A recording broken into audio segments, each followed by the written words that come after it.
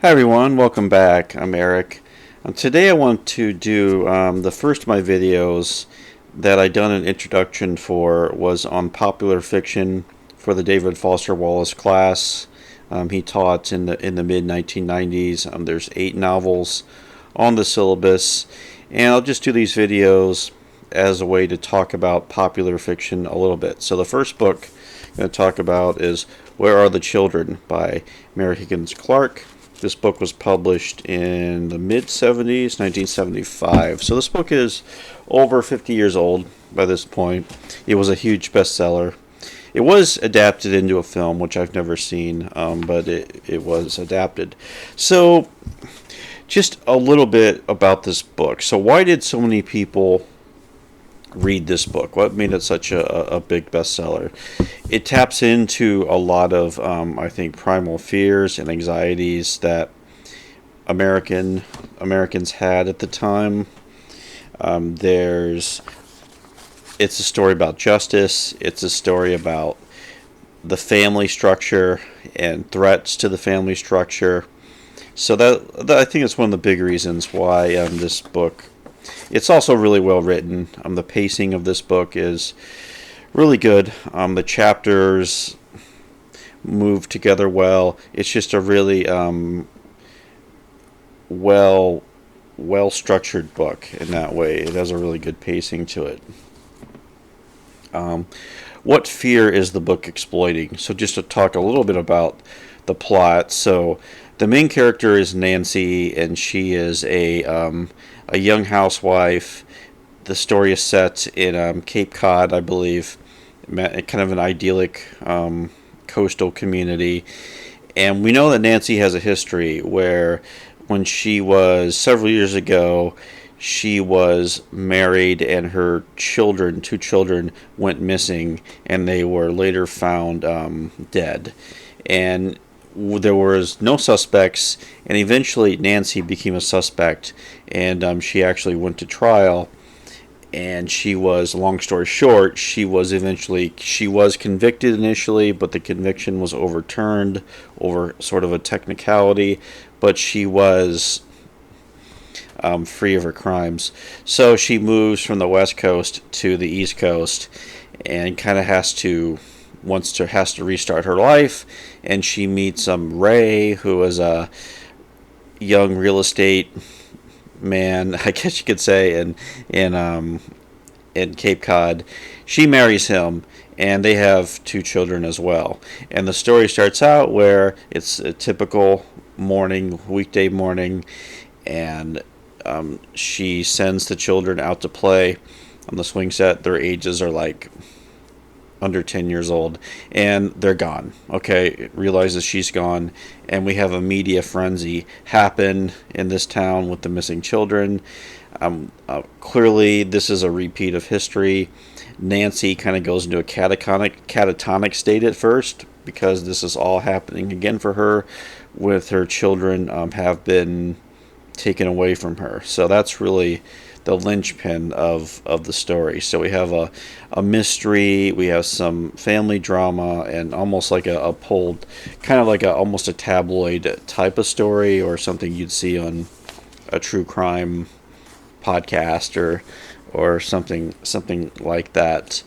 And also a news story was about to break that was not a coincidence, that she is in fact living in Cape Cod, because no one there knows that except for her husband. He knows, but no one else in the town knows about her past. Okay, so that's another important thing to keep in mind. So what fear is this book exploiting? Well, it's really about a few things. One is about the fear of the idyllic family life being disrupted. That really the idea of the bedrock of American culture is the family structure, and but also the idea that there are people out there who want to destroy families because they're maniacal, because they have deviances of various sorts. But the idea is that families are the bedrock of culture, and there are people out there who want to upset that. Okay, destroy a family. So that's one of the big fears. There's some other ones as well. I think there's a fears about conformity. I think there is a sense that Nancy feels pressure to conform to her community. Her husband is also kind of pressuring her to be more social, but I'll talk more about that. But that's one of the other I think fears happening in the story. Talking about fantasy? What fantasies does this book offer? Well, it offers the fantasy of family, a perfect marriage with Ray and Nancy, two great kids, house, everything. So it's the dream, what everybody strives for, and that's the fantasy. There's also a fantasy of, I think, institutions working. Okay, the fantasy of law enforcement and the legal system correcting itself. So there is that idea as well. But also like this fantasy that there's good men out there, which might sound strange, but like her husband Ray is like he's like portrayed as this awesome husband. And there's other male characters who come into the story. There's a lawyer who helps her out, kind of an aging, retiring lawyer who is there. There's a psychologist comes into play who we have a little hypnosis enter into the story as well. So we get this pocket of men who come in to help her and support her. So there seems to be some fantasy going there, and also the fantasy that every justice will always prevail seems to be another fantasy. How does the book manipulate the reader? Well, clearly, as I said, the family struggle.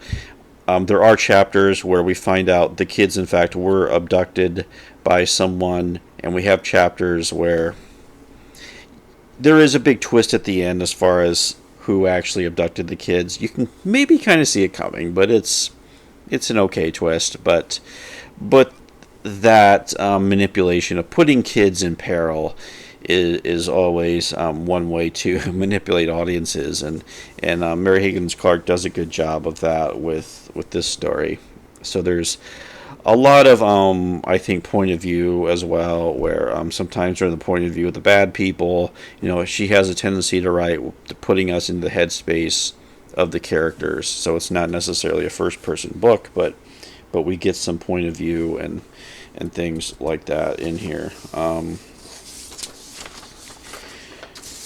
Who was the ideal reader for this book?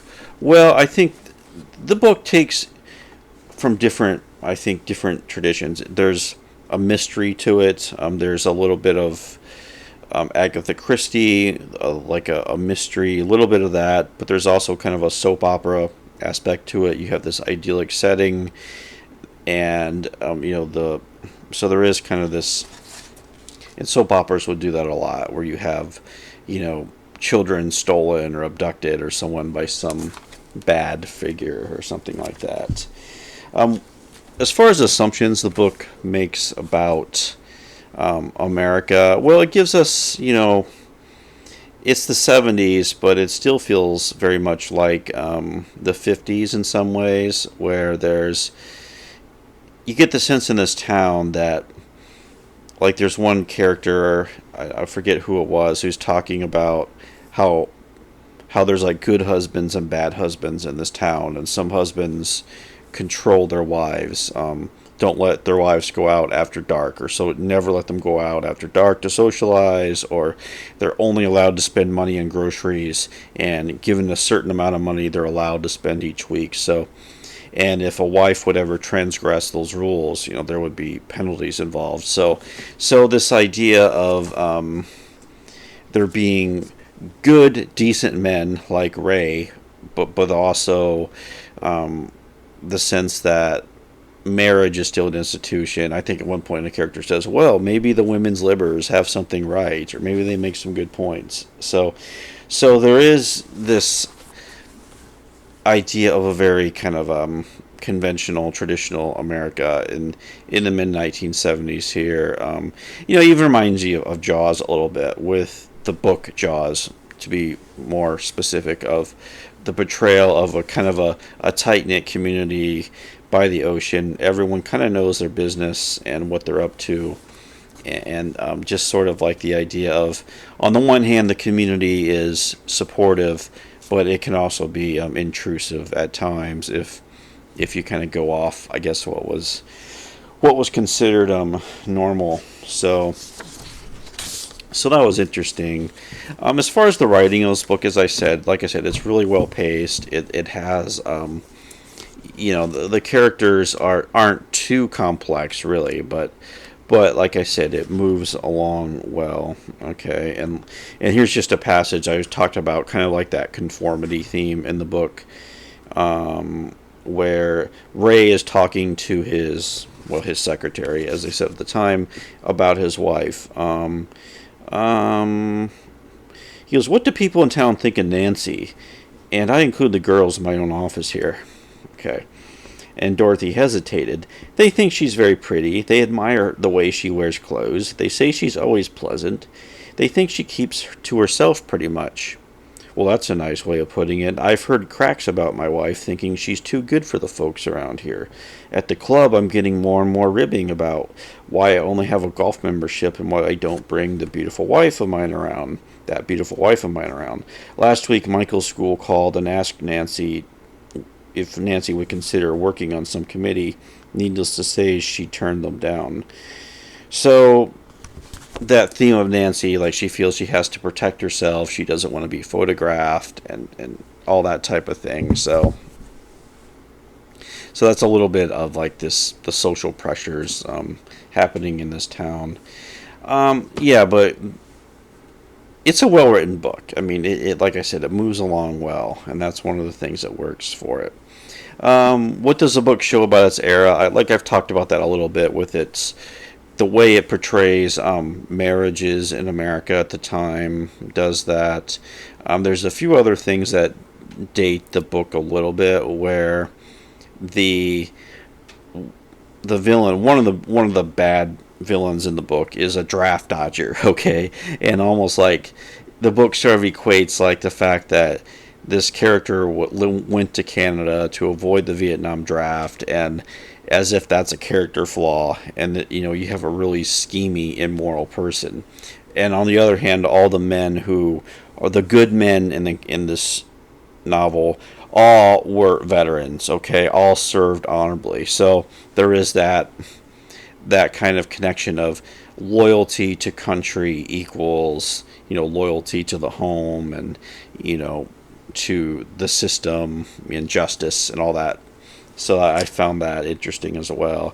I mentioned some of the book, the book touching upon changing gender dynamics in America, but in this book we still get a fairly traditional view of that.